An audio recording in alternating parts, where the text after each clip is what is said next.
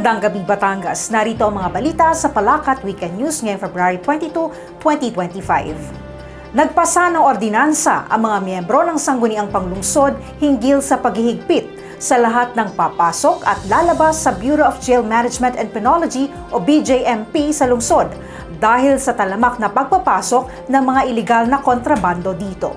Ang detalye ng ulat na ito mula kay Gerson Sanchez. Ang Jail Guard the Gate Ordinance ng Batangas City Jail ay inakda ni Consel Armando Lasarte na siyang chairman ng Committee on Peace and Order and Public Safety upang higit na mapaigting ang seguridad at kaligtasan ng mga persons deprived of liberty o PDL.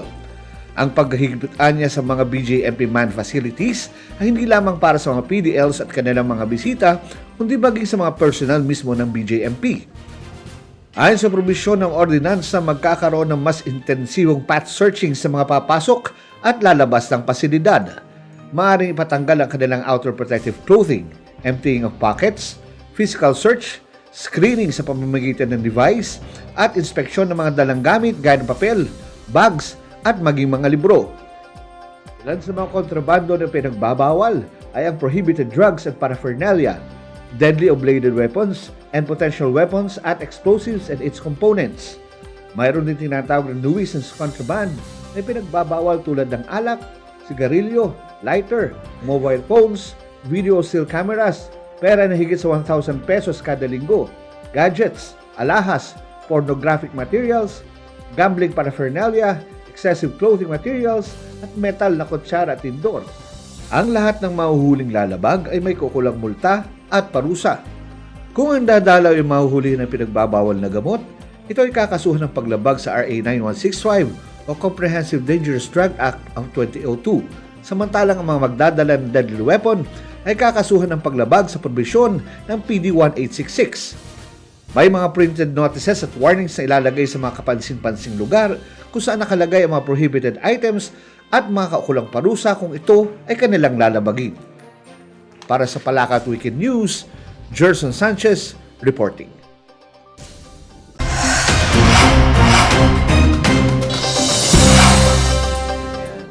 May 1,000 kabahayan sa Barangay San Isidro ang makikinabang sa karagdagang proyektong patubig na pinasinayaan sa naturang lugar noong February 16. Narito ang report. Pinangunahan ni Mayor Beverly D. Macuja at Congressman Marvy Marino ang ribbon cutting ceremony na ikatlong water tank sa naturang lugar na kayang maglaman ng 43,000 galong tubig at ang bagong water source na nasa lupaing ipinagkaloob ng Pangulo ng San Isidro Waterworks and Sanitation Association na si Edward Sinon sa samahan. Ito ay pansamantalang pinapatakbo ng generator set. Inaasahan na ang naturang proyekto ay makapagbibigay ng sapat na supply ng tubig lalo't higit sa parating na panahon ng tag-araw. Pagkatapos ng ribbon cutting ceremony, formal nang itinurn over ni na Mayor Beverly at Congressman Marvy ang pamamahala ng mga nasabing proyekto sa asosasyon. Kaalinsabay ng nabanggit na okasyon ay ang Annual General Assembly ng Waterworks Association. Kasama si Elmer Zaraspe, Marie Villena Luwalhati, reporting.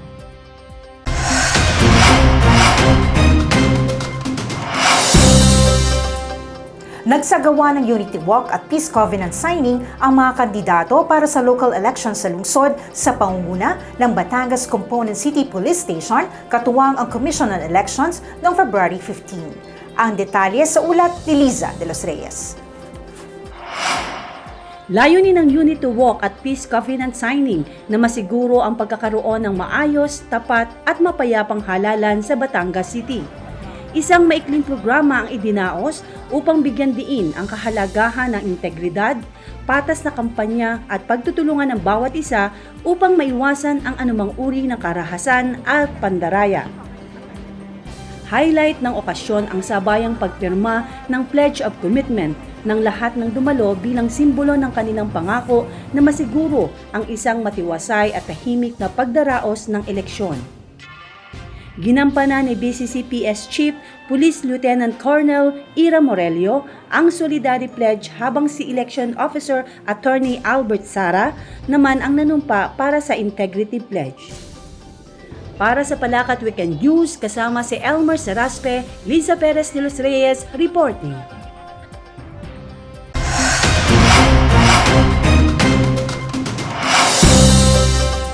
Wagi ang Barangay Talahib Pandayan bilang National Passer sa 2024 Seal of Local Good Governance for Barangay. Narito ang report. Ang SGLGB ay isang taunang programa na isinasagawa ng Department of Interior and Local Government or DILG na kumikilala sa epektibong pamamahala ng mga barangay. Ito ay isang taunang performance assessment at recognition system na nagsusuri sa mga barangay upang mahikayat ang mga ito na higit na mapabuti ang pagbibigay ng serbisyo sa pamamagitan ng pagkilala at ng mga insentibo. Upang maging national passer, kailangang makasunod sa 3 pangunahing larangan ng pamamahala, katulad ng pangangasiwa sa pananalapi, paghahanda sa sakuna, at kaligtasan, kapayapaan at kaayusan. Ang mga barangay ay dapat ding makapasa ng kahit isa sa mahahalagang lugar ng pamamahala tulad ng social protection and sensitivity, business friendliness and competitiveness, and environmental management. Ayon kay Barangay Chairperson Macario Macalalad, walang pagsidla ng kanyang tuwa sa pagkamit ng naturang pagkilala dahil nagbunga aniya ang kanilang pagsisikap sa pagpapatupad ng mga programa sa iba't ibang sektor sa kanilang barangay. Isang malaking hamon aniya ang pagiging national passer at nangangakong ang responsibilidad at tungkuling sinumpaan ay ipagpapatuloy hanggang matapos ang kanyang panunungkulan. Lahat po'y pinangarap namin yan. Kaya lamang po hindi naman ganun kataas ang aming naiisip doon. Pero ginagawa po namin ang aming best. Lahat po ng mga pagkukulang ng iba na amin po nakikita dapat mapunuan, ay yun po ang aming ginagawa. Yan po ay kung para sa barangay, kasi lagi pong sinasabi ko doon, ang para sa tao ay para sa tao, at ang para sa barangay ay para sa barangay. Kung ano man po ang tanggapin namin at kailangan po ay para sa barangay, para po sa kanila yon. Diyan po nanggagaling ang aming lakas. Lahat po ng aming ginagawa sa barangay ay sa pamamagitan po ng suporta ng ating minamahal na mayor at ng ating congressman. Kung wala po sila, hindi po magaganap ang aming gustong magawa sa barangay. Sila po ang aming pinaguhugutan ng lahat ng gawain. Tunay po na ito ay isa nating karangalan at atin po pagpapatuloy ang ating gawaing nasimulan hanggang sa dulo ng ating panunungkulan sapagkat ito po ay ating responsibilidad na dapat natin talagang hindi iwan ang ating mga sinumpaan sa ating sarili at sa ating kapwa. Kaya ako po ay lubos ang pasasalamat sa aking mga kabarangay at sa kanilang pakikipagtulungan sa akin ng mga silang lahat. Ganun lalo't higit po ay sa ating minamahal na mayor at ng ating congressman. Para sa Palakat Weekend News, Vanessa April Villena reporting.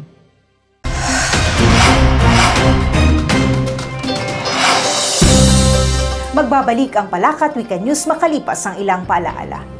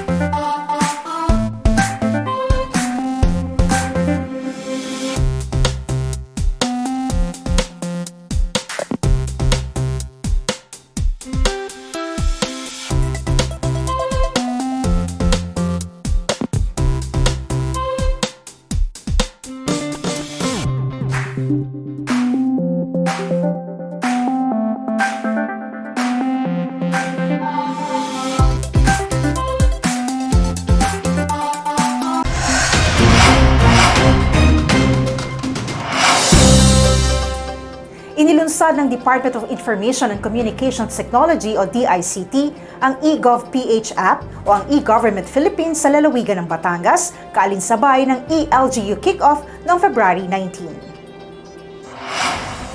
Ang eGov.ph ay isang one-stop mobile application na naglalayong mapadali ang pagkakaloob ng mga serbisyo at makapagbigay ng kaginhawahan sa publiko upang higit na pahusayin ang transparency at mabawasan ang mga katiwalian. Ipinaliwanag ni Government Digital Transformation Bureau Director June Vincent Gaudan ang mga features at benepisyo ng naturang app. Sa pamamagitan ng eGov.ph, maaaring mag-fill out ng e-travel form, mag-update ng kontribusyon sa PhilHealth, SSS at GSIS, e-jobs para sa mga oportunidad sa trabaho, makita iba't ibang produkto ng iba't ibang bayan sa bansa sa Philippine e-commerce platform at makakuha ng impormasyon mula sa mga ahensyang konektado dito at marami pang iba.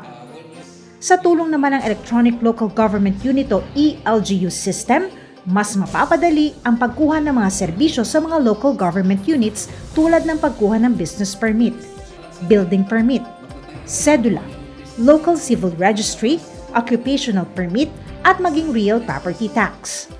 Binigyang diin ng keynote speaker na si Yusek Paul Joseph Mercado na ang naturang programa ay patunay sa kahalagahan ng mga inobasyon na dala ng digital transformation na isinusulong ng pamahalaan.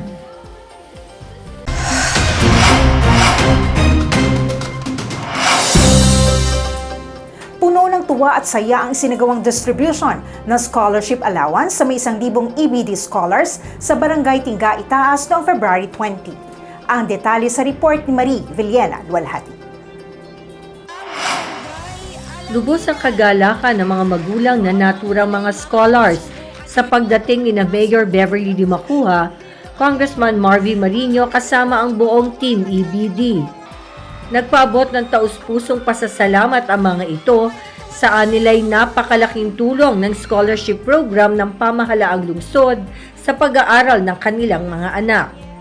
Kami po kasi, yung family ko po, hindi po kami ganun ka financially stable. So dahil po sa scholar, nagkakaroon po kami ng karagdagang gastusin po, especially po sa school. Kasi alam naman po namin sa school po, especially po sa research po namin, yung mga printing po, yung mga product, yung mga project po namin, doon po namin ginagamit po yung pera. And also, kapag may labis naman po, nakakatulong pa po ito sa family namin, especially po sa mga groceries, sa billings po. So malaki po talaga naiitulong po ng scholarship. Thank you po dahil po sa EBD, malaki po naiitulong nito, especially po sa pamilya po namin at sa pag-aaral ko po. Hitik naman sa paalaala para sa mga magulang at kabataan ang mensahe ni Mayor Beverly habang ipinabatid naman ni Congressman Marvy ang kanyang mga inihahandang programa upang higit na mapalawak ang scholarship program. Nagkaroon din ng mga palaro at kantahan kung saan aktibong nakilahok ang mga scholars. Bago ang pamamahagi ng allowance, nagbigay ng update hinggil sa programa si Mayor's Action Center o MACHED Lalaine Ungkal at Road Safety Seminar naman ang ibinahagi ng mga kinatawan ng Transportation Regulatory Office o TDRO. Ang distribution ay pinamahalaan ng mga kawani ng MAC kasama ang City Treasurer's Office. Kasama si Elmer Saraspe, Marie Villena Lualhati, reporting.